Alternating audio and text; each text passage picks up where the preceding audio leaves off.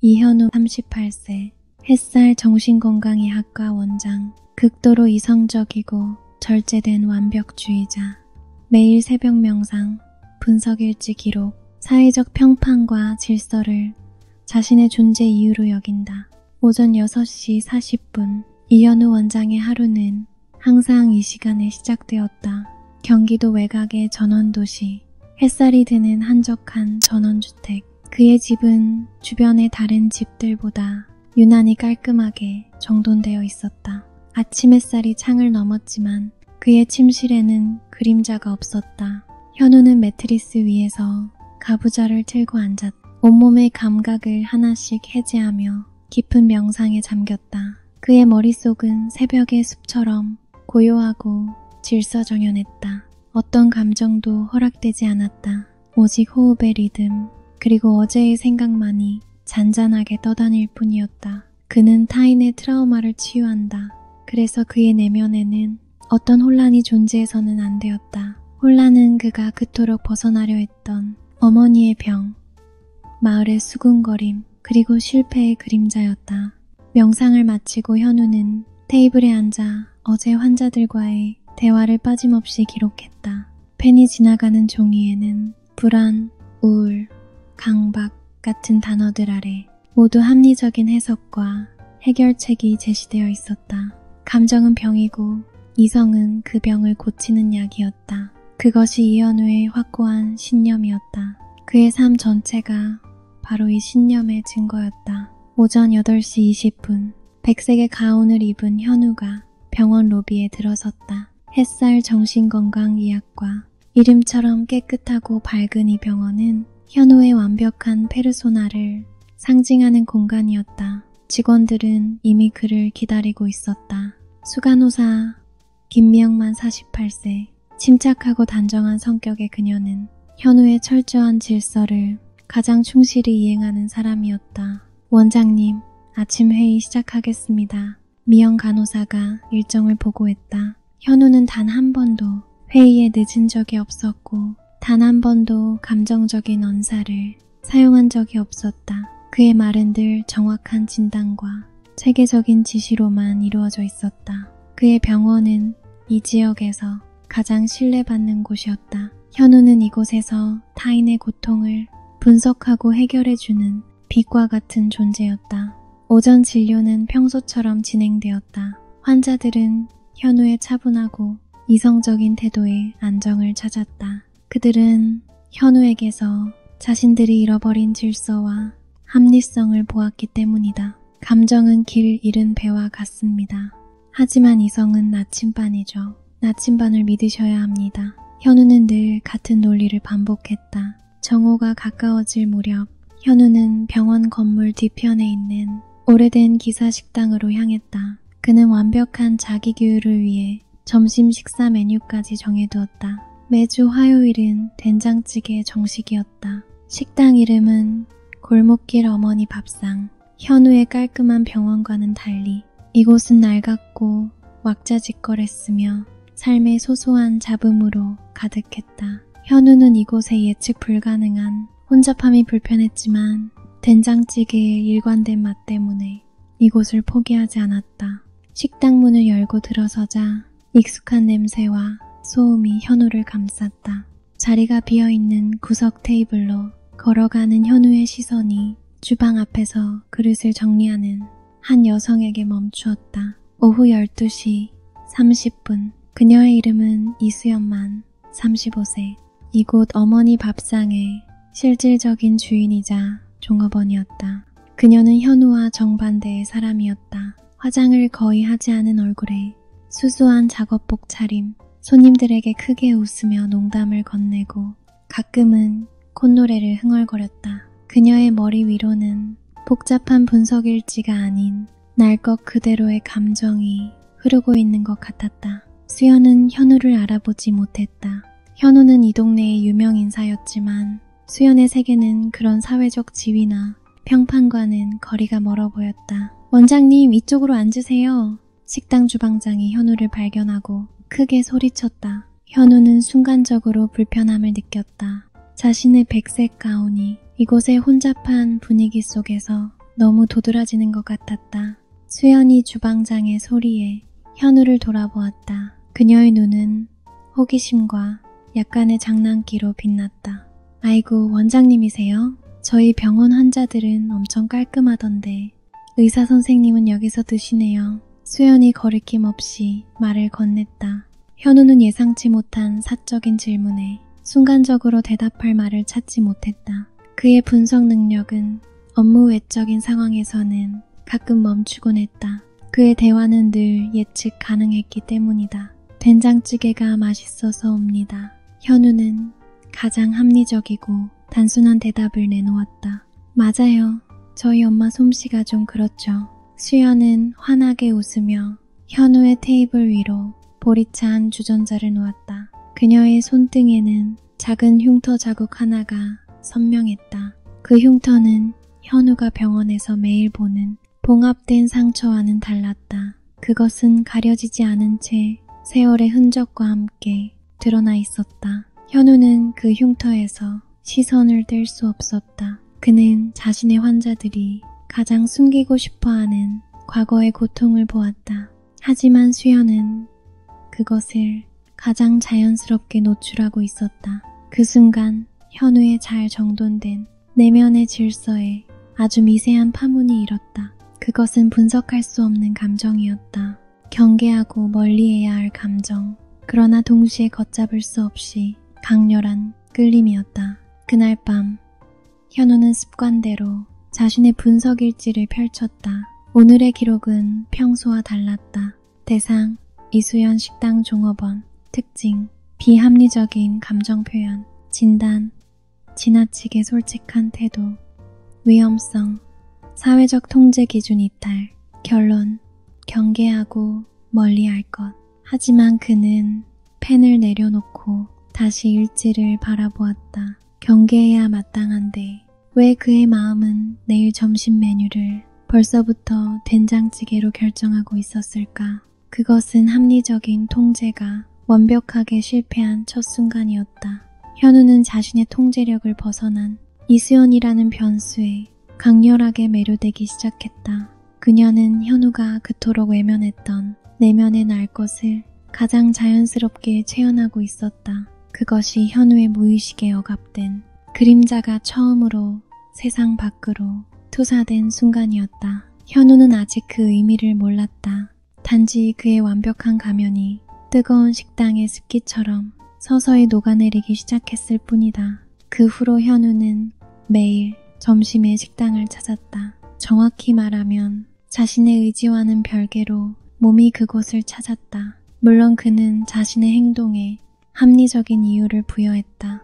된장찌개의 일관된 맛에 대한 선호, 점심시간을 정확히 지키기 위한 최적의 동선 확보 같은 것들이었다. 하지만 그의 분석 일지에는 더 이상 이수연이라는 단어가 기록되지 않았다.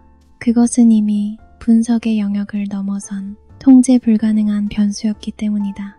이수연은 변함이 없었다. 현우가 깔끔한 흰 가운을 입고 병원장이라는 사회적 지위를 걸치고 나타나도 그녀는 그를 그저 된장찌개를 좋아하는 손님 이상으로 대하지 않았다. 원장님, 오늘은 어쩐 일로 제육볶음 쪽으로 눈이 가시네요? 웬일이세요? 수연이 빈 그릇을 치우며 말을 건넸다. 현우는 순간 당황했다. 그의 표정 변화까지 읽어내는 이수연의 날카로운 직관이 그의 질서를 흔들었다. 습관입니다. 습관은 분석의 영역이 아닙니다. 현우는 애써 이성적인 대답을 했다. 에이, 무슨 의사 선생님이 그래요? 사는 게 습관이면 재미없죠. 가끔은 예측 밖의 메뉴가 더 맛있을 때도 있는 법인데. 수연은 가볍게 어깨를 으쓱하고 주방으로 돌아갔다. 그녀의 말은 현우가 지금껏 쌓아올린 모든 삶의 원칙을 부정하는 말이었다. 예측 밖의 것은 혼돈이고 혼돈은 실패로 이어졌다. 현우는 그날 저녁 진료실 창문 밖을 응시했다. 그는 자신의 완벽한 세계에 수연이 들어서는 것을 상상할 수 없었다. 수연은 환자가 아니었기에 치유의 대상도 아니었다. 그녀는 현우의 세계에서 분류 불가능한 존재였다. 일주일 후 비가 쏟아지던 오후, 현우는 병원 진료를 마치고 차를 몰고 퇴근하는 길이었다. 식당 앞을 지나는데 수연이 젖은 몸으로 폐지 상자를 정리하고 있었다. 이수연 씨, 현우가 차를 세우고 창문을 내렸다. 수연은 놀란 표정으로 그를 바라봤다. 원장님, 퇴근하시는 길이에요? 이렇게 비가 오는데 혼자 정리하고 있습니까? 현우는 이미 차문을 열고 있었다. 우산을 든 채 현우는 폐지 상자들을 정리하는 수연을 도왔다. 비가 그의 흰 가운을 적셨다. 그 순간 현우는 자신이 단 한 번도 예측하지 않았던 상황 속에 있다는 것을 깨달았다. 타인의 노동을 돕는 일, 자신의 완벽한 옷을 더러움에 노출시키는 일. 고맙습니다, 원장님. 이런 일까지 해주실 줄은 몰랐네요. 수연이 환하게 웃었다. 그녀의 미소는 마치 회색의 빗줄기를 뚫고 나온 한 줄기 햇살 같았다. 저는 합리적인 일을 했을 뿐입니다. 당신이 이 일을 늦게 마치면 내일 식당 운영에 지장이 생길 테니까요. 현우는 끝까지 자신의 행동을 이성적으로 포장했다. 수연은 그 말에 웃음을 터뜨렸다. 역시 의사 선생님은 다르시네요. 저에게는 그냥 고마운 마음인데 원장님은 끝까지 참 분석적이세요. 수연은 젖은 옷을 털며 숨겨왔던 이야기를 꺼냈다. 그녀의 목소리는 담담했지만 그 안에는 깊이가 남달랐다. 사실 저는 원장님처럼 깨끗하고 완벽한 삶을 살지 못했어요. 저 30살에 크게 사고쳐서 감옥에도 다녀왔어요. 현우의 심장이 쿵 하고 떨어졌다. 주변의 빗소리가 갑자기 멈춘 듯 세상이 고요해졌다. 그의 눈앞에는 단정한 백색 가운을 입은 자신과 흉터와 빗물 그리고 사회적 오점을 거리낌 없이 드러낸 이수연이 있었다.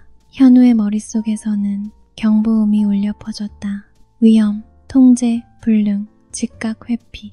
이것은 그가 평생을 바쳐 경멸하고 도피하려 했던 비합리적이고 부도덕한 삶의 그림자였다. 제가 드리고 싶지 않은 이야기를 드린 것 같네요. 죄송합니다. 수연은 고개를 숙였다. 현우는 잠시 말을 잃었다. 그의 완벽한 페르소나는 이 예상치 못한 고백 앞에서 산산조각 날 위기에 처했다. 그는 지금 환자의 병을 진단하는 것이 아니라 자신의 삶의 본질을 진단해야 하는 상황에 놓였다. 그의 입에서는 무의식적인 질문이 나왔다. 왜 저에게 그런 이야기를 하죠? 당신의 사회적 평판에 도움이 되지 않을 겁니다. 수연은 다시 고개를 들고 현우의 눈을 정면으로 바라봤다. 그녀의 눈빛은 비에 젖었지만 흔들림이 없었다. 그것은 현우가 단 한 번도 경험해보지 못한 순수한 솔직함이었다. 원장님은 저한테 된장찌개가 맛있어서 온다고 했잖아요. 저도 원장님한테 솔직하고 싶었어요. 제 인생은 진단받을 필요 없어요.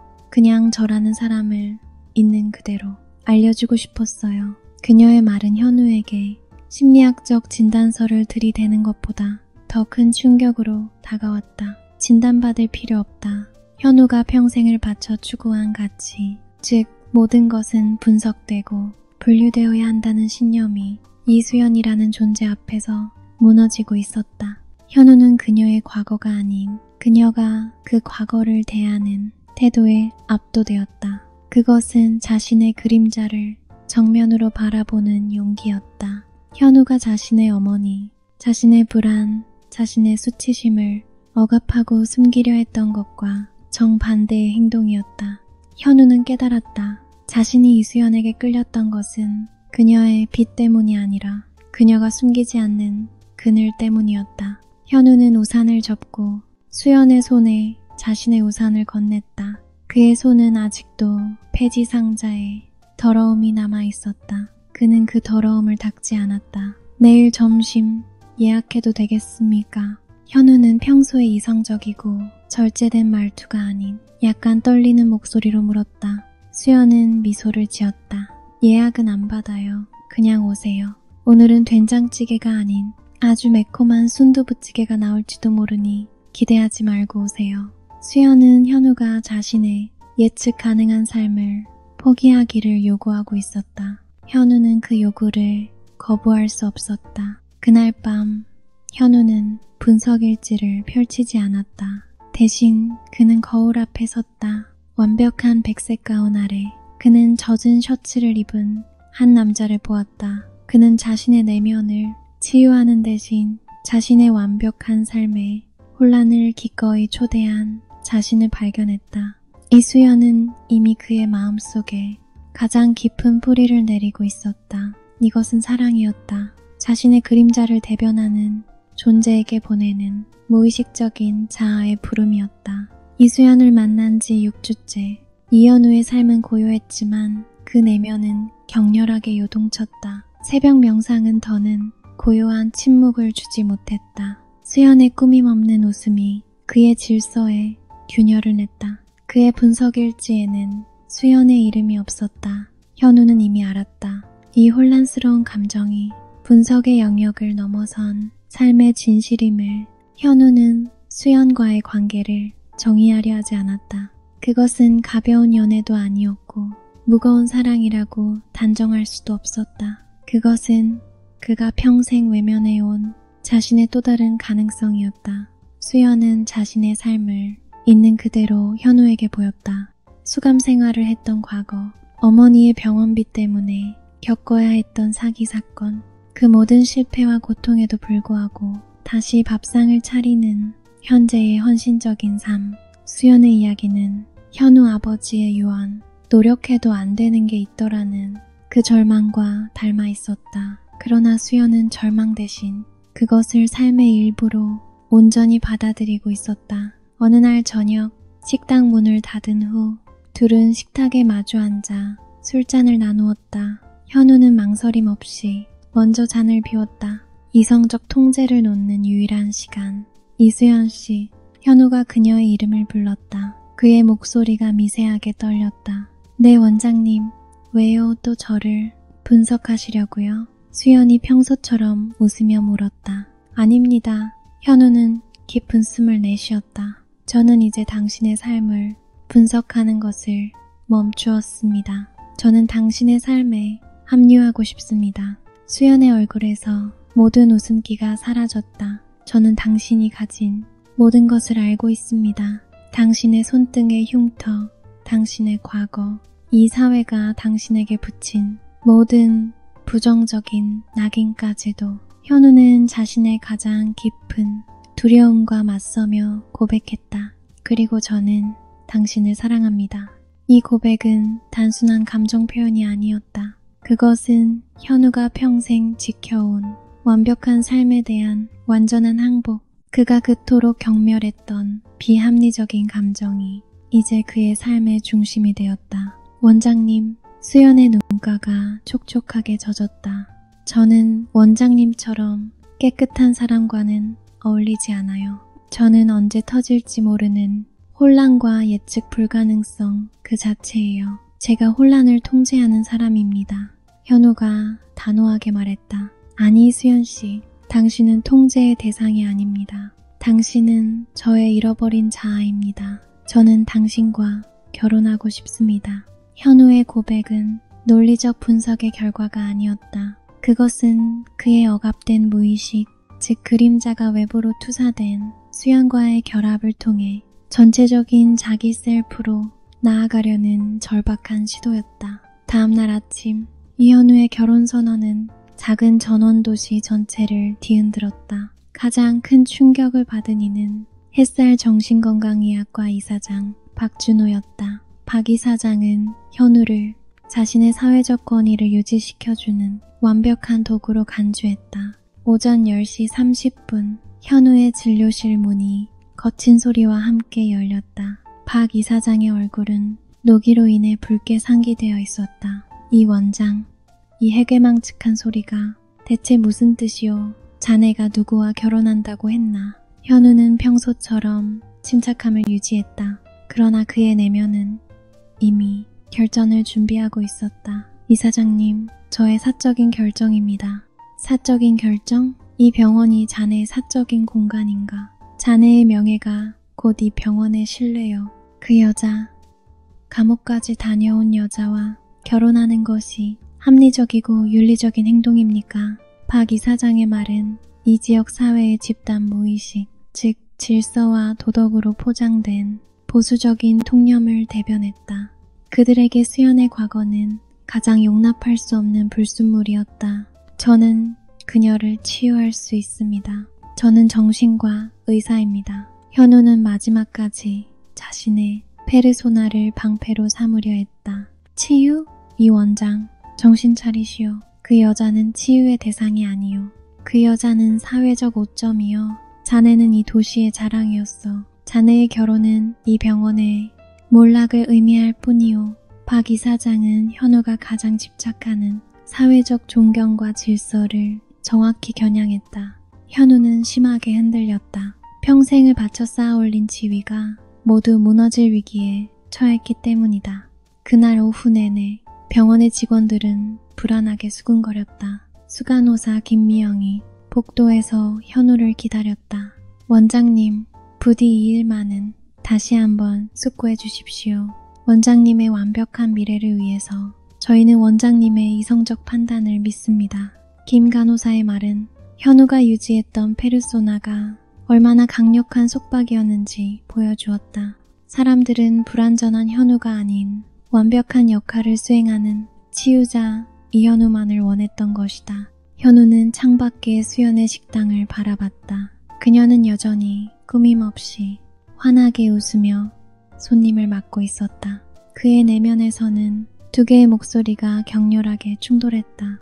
하나는 합리적인 이 원장, 철회하고 너의 평판을 지켜라. 그것이 내 생존의 방식이다. 다른 하나는 사랑에 빠진 현우, 도망치지 마라.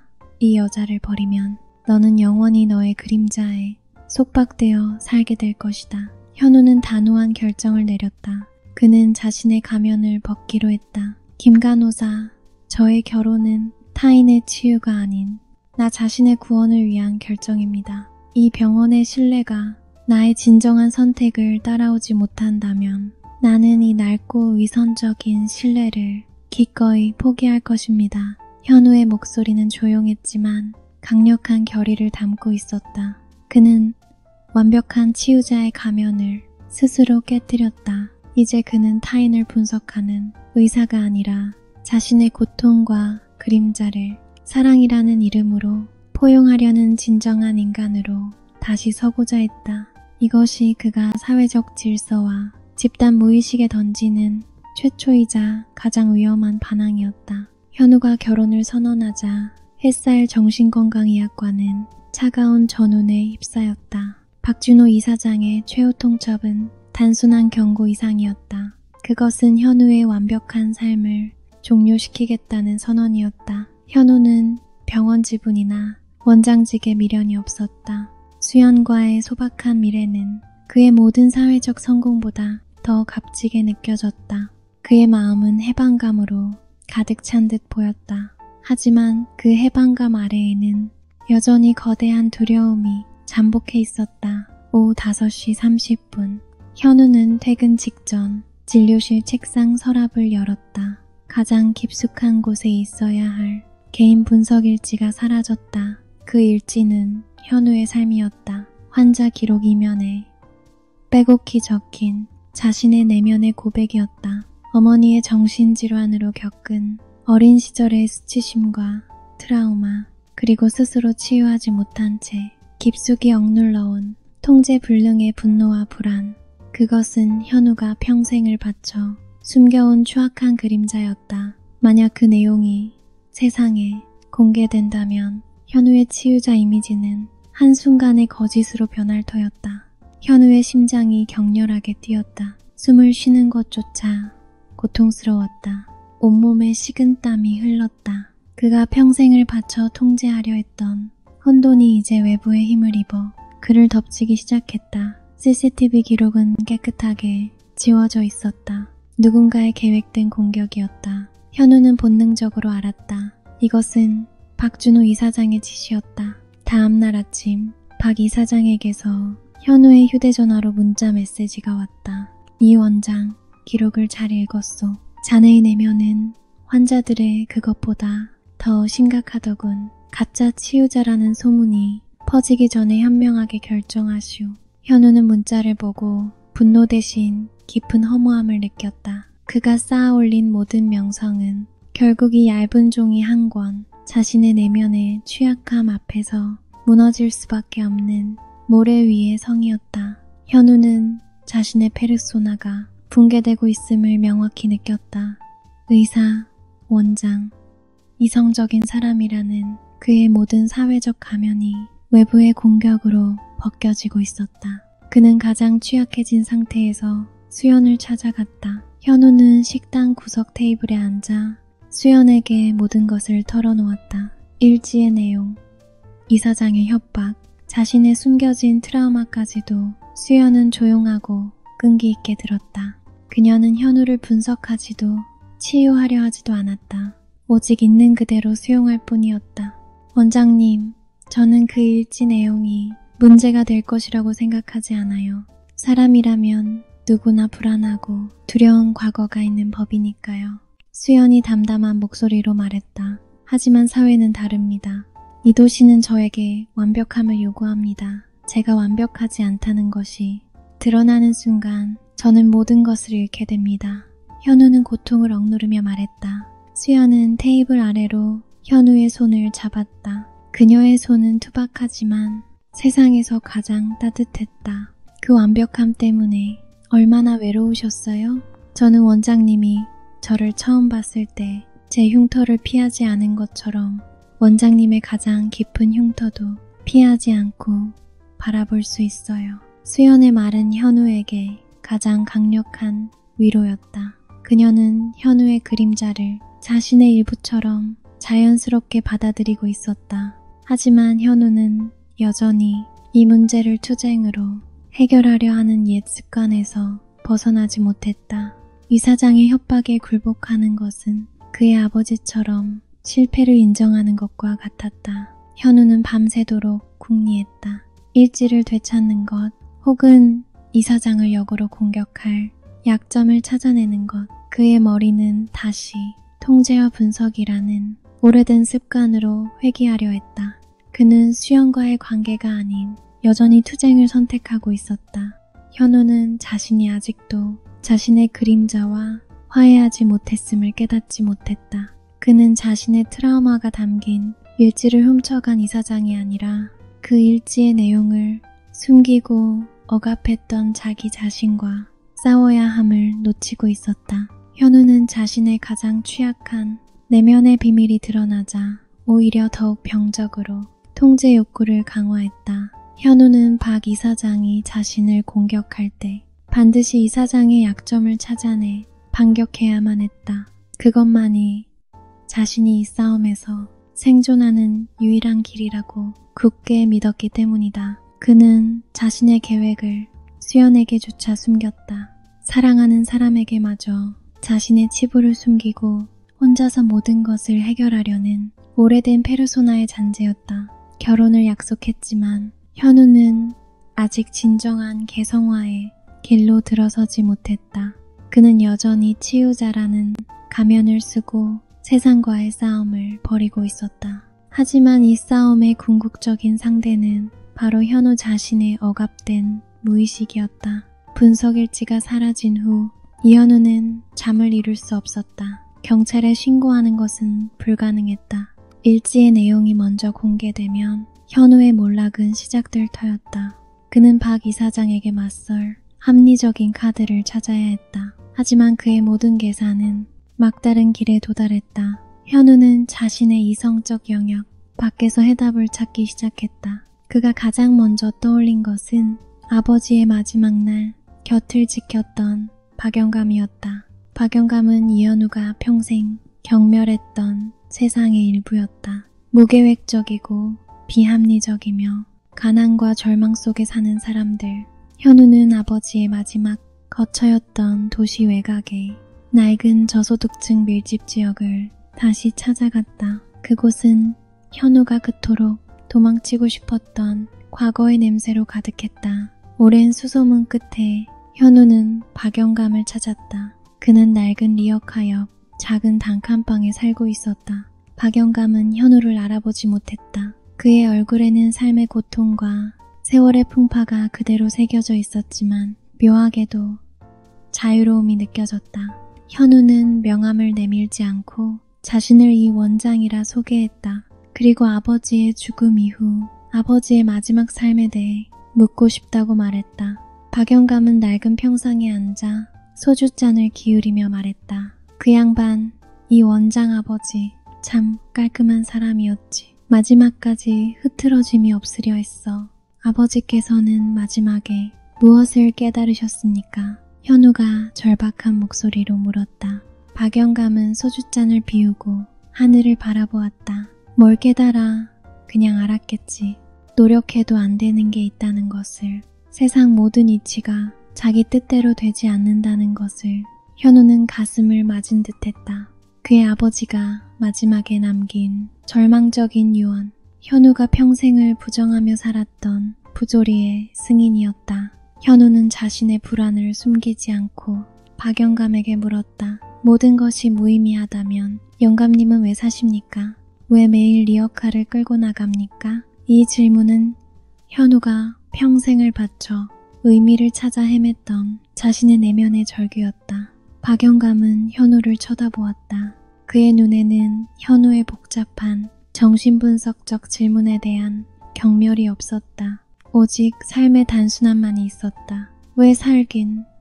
그냥 오늘이 있으니까. 오늘 해가 떴고 오늘 밥을 먹어야 하니까. 내일은 내일 생각하면 되는 거고. 이 말은 현우에게 충격이었다. 그의 아버지와 현우 자신은 의미와 통제라는 거대한 바위를 평생 밀어올리려다 절망했다. 하지만 박영감은 그 바위를 애초에 밀지 않았다. 박영감의 삶은 카균의 부조리에 대한 가장 원초적인 대답이었다. 의미가 없음을 알면서도 오늘의 행위 그 자체에 집중하여 삶을 긍정하는 것. 현우는 자신이 박영감에게서 합리적인 복수의 카드를 찾으려 했으나 대신 자신의 존재 이유에 대한 철학적 질문을 받은 것이다. 그날 밤 현우는 단칸방에서 나왔다. 그는 여전히 이사장을 어떻게 공격할지 알지 못했다. 하지만 그의 내면 깊은 곳에서 무언가가 깨지기 시작했다. 그는 박영감의 무계획적인 삶에서 통제가 아닌 자유의 가능성을 보았다. 완벽한 의사라는 페르소나를 벗어던지고 그저 오늘을 사는 인간으로 돌아갈 수 있는 자유. 현우는 수연의 식당으로 향했다.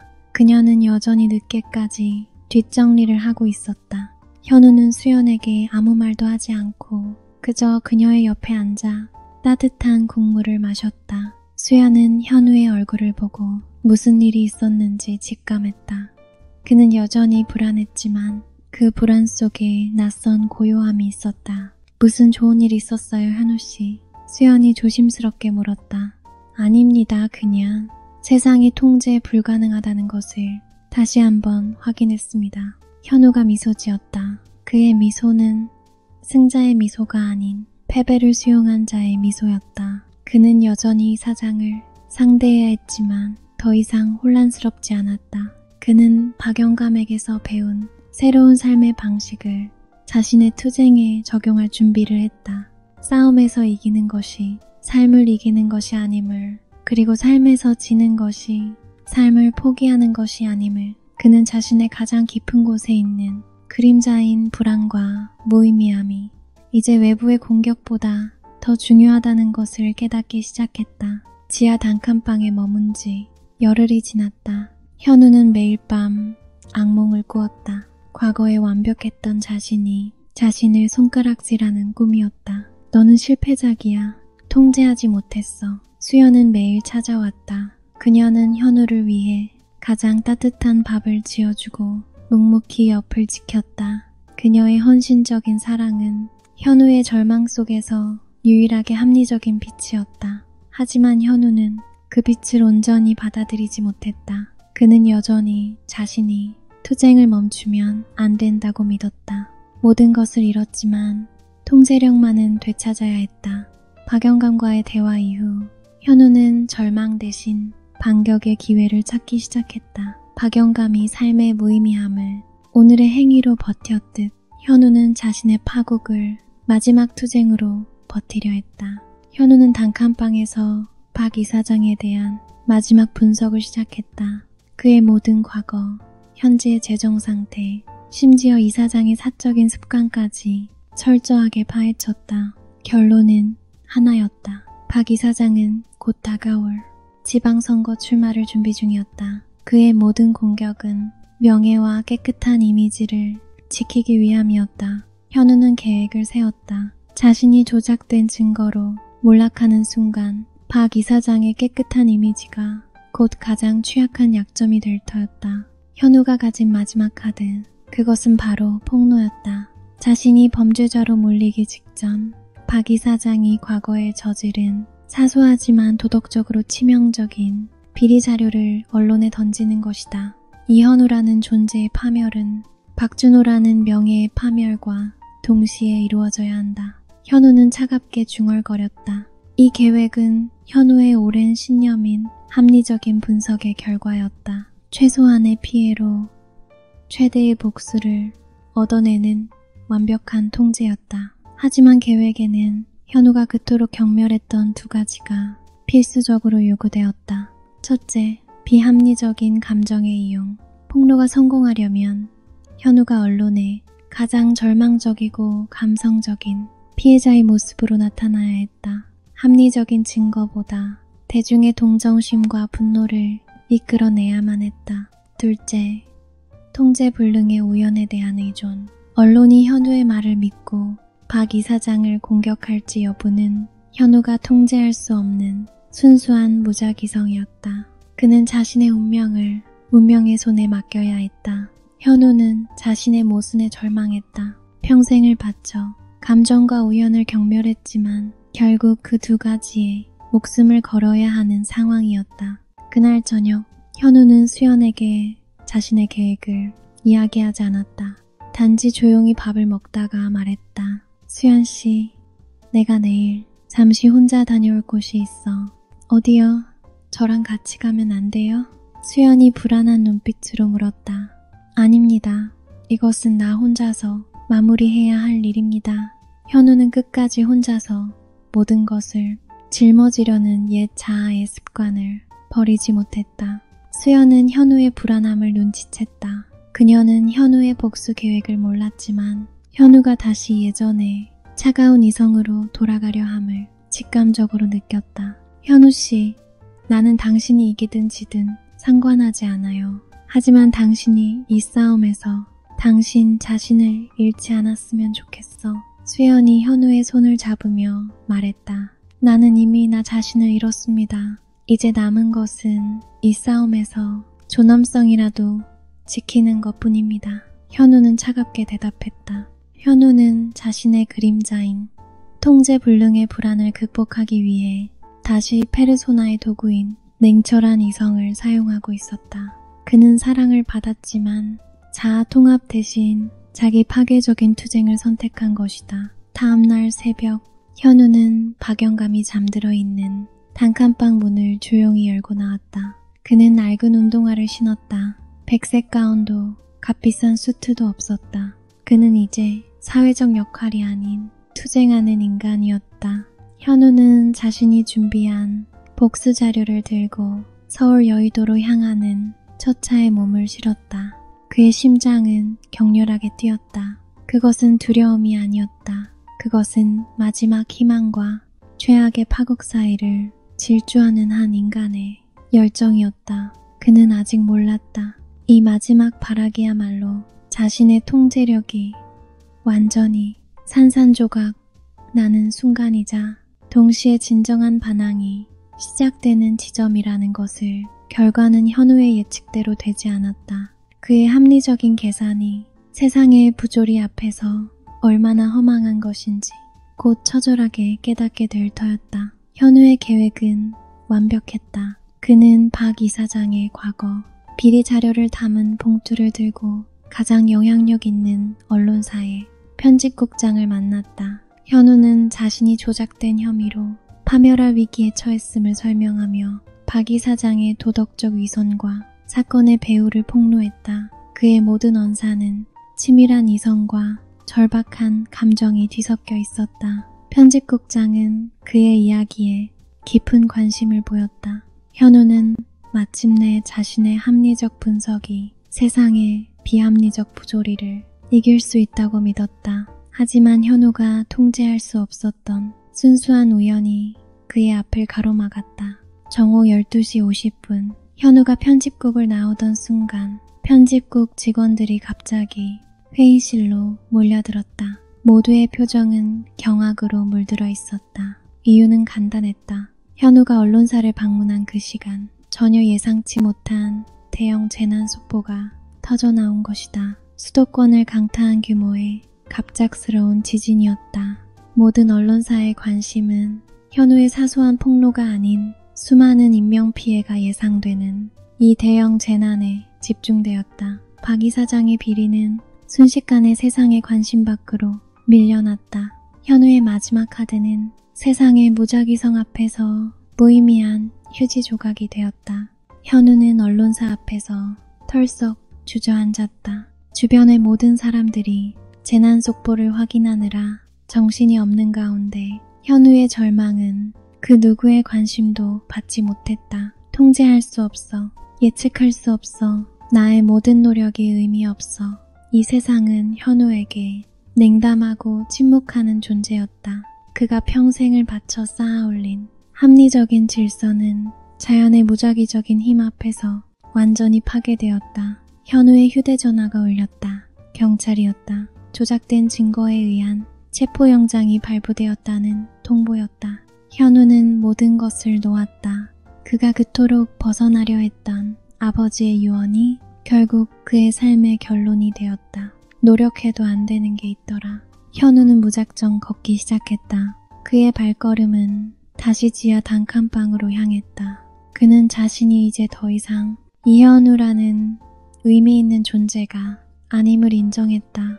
의사, 원장, 합리적인 사람, 심지어 투쟁하는 인간. 그의 모든 이름표가 떨어져 나갔다. 그는 그저 무의미한 유령이 되었다. 단칸방에 도착했을 때 수연이 현우를 기다리고 있었다. 그녀는 재난 속보를 보고 현우가 걱정되어 달려왔다. 현우는 수연 앞에 섰다. 그의 눈에는 모든 희망이 사라진 텅 빈 허무만이 남아있었다. 수연씨, 나는 실패했습니다. 모든 것을 잃었습니다. 이제 나는 당신에게도 짐이 될 뿐입니다. 현우씨, 나는 괜찮아요. 수연이 눈물을 보이지 않으려 애썼다.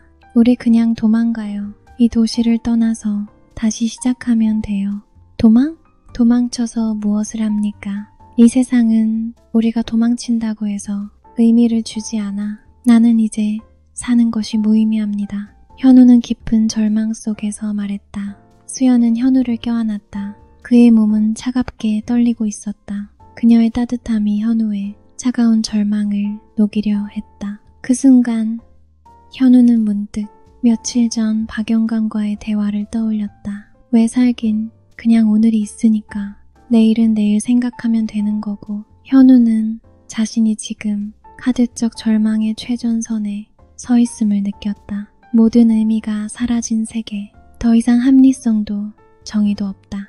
오직 차가운 세상에 침묵만이 있다. 그는 이제 도망치거나 희망을 찾거나 자살이라는 철학적 선택을 고민하는 대신 이 절망의 현실을 그대로 받아들이기로 했다. 그는 강준혁이라는 과거의 자아가 죽었음을 완전히 인정했다. 자신의 페르소나가 완전히 해체되고 이제야 비로소 무의식의 심연에 도착한 것이다. 그의 입에서 나온 말은 체념이 아닌 고통스러운 해방의 목소리였다. 수연씨, 이제야 알겠습니다. 나는 이제 이 세상에서 아무것도 기대하지 않겠습니다. 나의 노력, 나의 이성, 이 모든 것이 무의미했습니다. 그는 모든 것을 잃음으로써 세상의 부조리를 완전히 승인하게 되었다. 이제 그에게 남은 것은 이 부조리한 세계에 맞서 자신만의 의미를 창조하는 반항의 의지뿐이었다.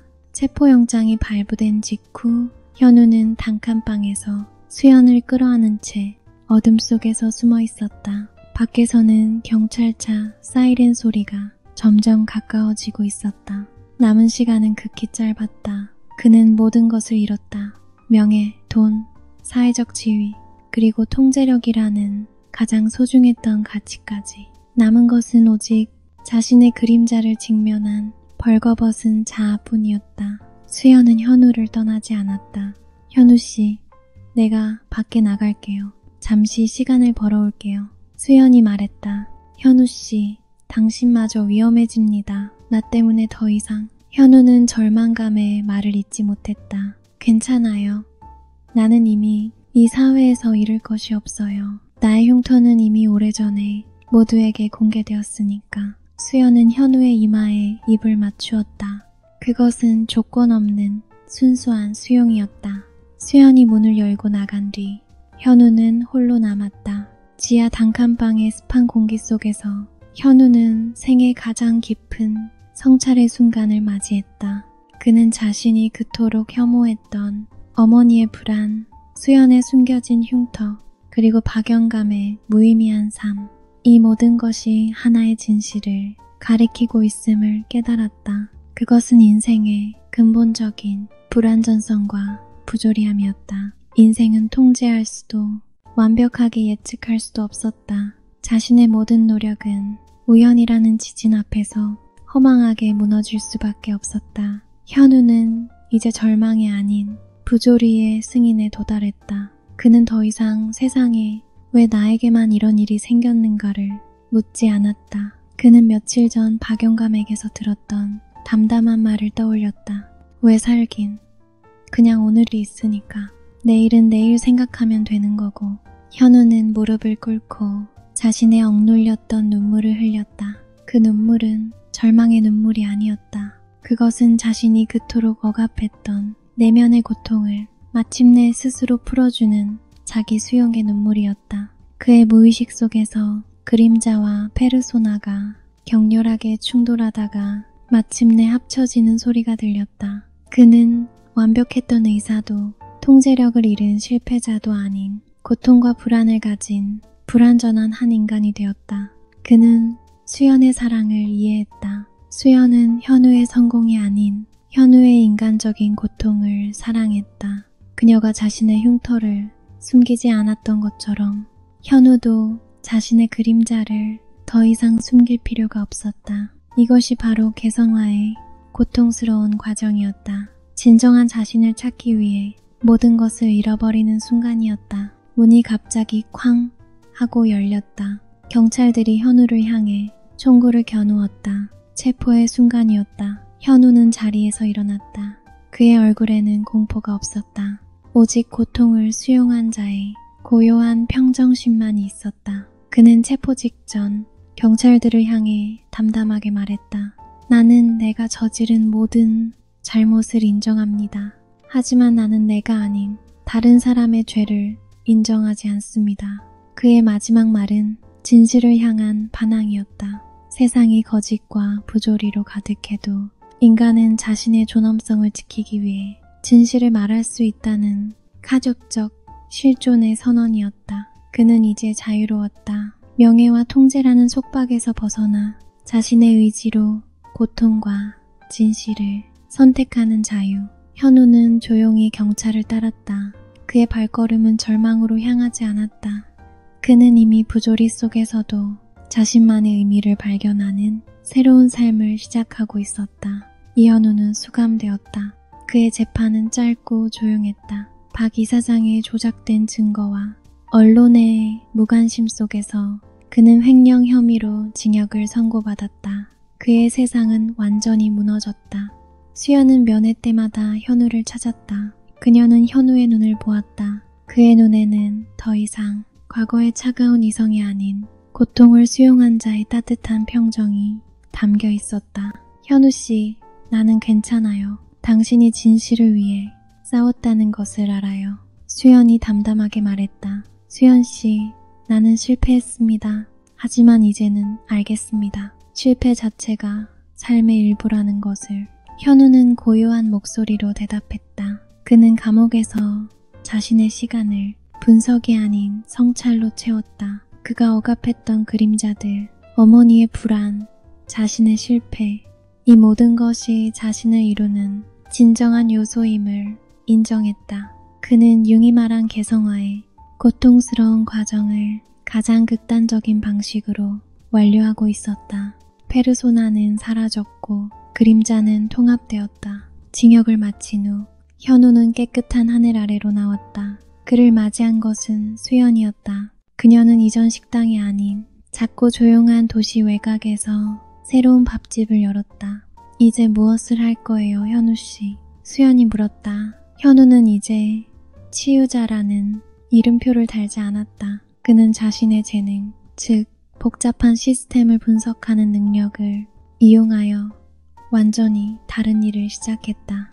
그가 새로운 직업으로 선택한 것은 소상공인을 위한 재무자문이었다. 그는 은행이나 대형 자본의 논리가 아닌 가장 절박한 사람들의 생존을 돕기 위해 자신의 지식을 사용하기 시작했다. 그는 수연의 식당 한켠에 낡은 책상을 두고 매일 주변 상인들을 만났다. 어떻게 하면 이 부조리한 세상에서 당신의 삶을 지켜낼 수 있을까요? 그의 상담은 최고 수익률이 아닌 최소한의 생존 가능성을 목표로 했다. 그는 그들의 불안을 분석하는 대신 그들의 고통에 공감했다. 현우는 자신이 이전에 경멸했던 박영감의 삶을 이해하게 되었다. 거대한 부조리가 끊임없이 굴러내려와도 다시 리어카를 끌고 나가는 순수한 행위의 중요성. 현우가 소상공인을 돕는 행위는 돈이나 명예를 위한 것이 아니었다.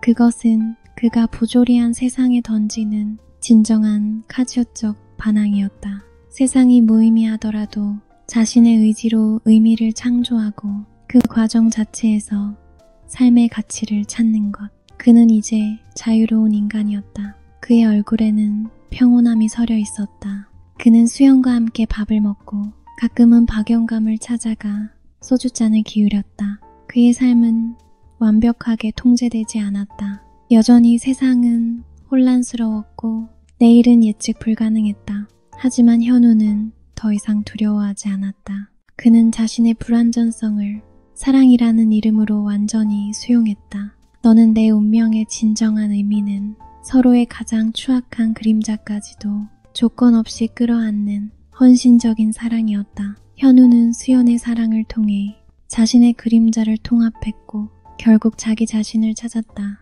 이제 이현우는 더 이상 타인을 치유하는 의사가 아니었다.